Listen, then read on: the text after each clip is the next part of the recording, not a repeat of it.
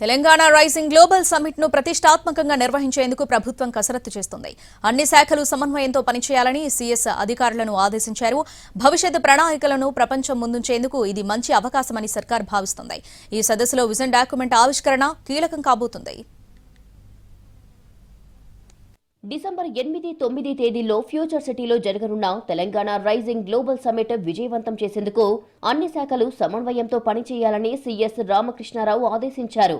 Telangana rising global summit ఏర్పాట్లపై వివిధ శాఖల ఉన్నతాధికారులతో సీఎస్ సమీక్ష నిర్వహించారు. విజన్ డాక్యుమెంట్ ఆవిష్కరణ ఈ సమ్మిట్లో ప్రధాన అంశమని తెలిపారు.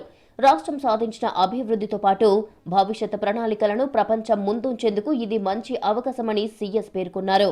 సదస్సులో వివిధ రంగాలకు చెందిన సుమారు 1300 మంది పాల్గొంటారు. పారిశ్రామికవేత్తలు, ఐటీ నిపుణులు, గ్లోబల్ ఇన్వెస్టర్లు, దౌత్య ప్రతినిధులు, క్రీడా, సినీ ప్రముఖులను ఆహ్వానిస్తున్నారు.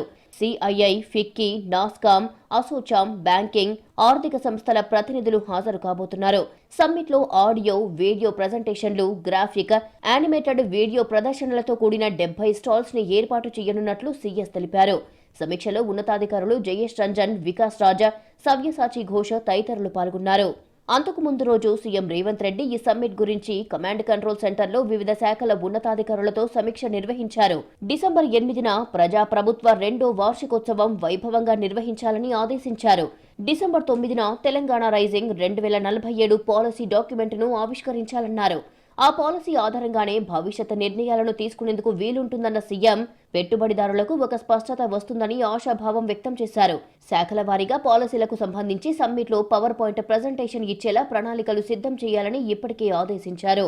ఈ నెలాఖరిలోగా శాఖల వారీగా పాలసీ డాక్యుమెంట్ రెడీ చేయాలని సూచించారు. ఈ గ్లోబల్ సమ్మిట్ కి వివిధ దేశాల ప్రతినిధులు వస్తున్న నేపథ్యంలో సెక్యూరిటీ విషయంలో తగిన జాగ్రత్తలు తీసుకోవాలని సీఎం రేవంత్ రెడ్డి ఆదేశించారు.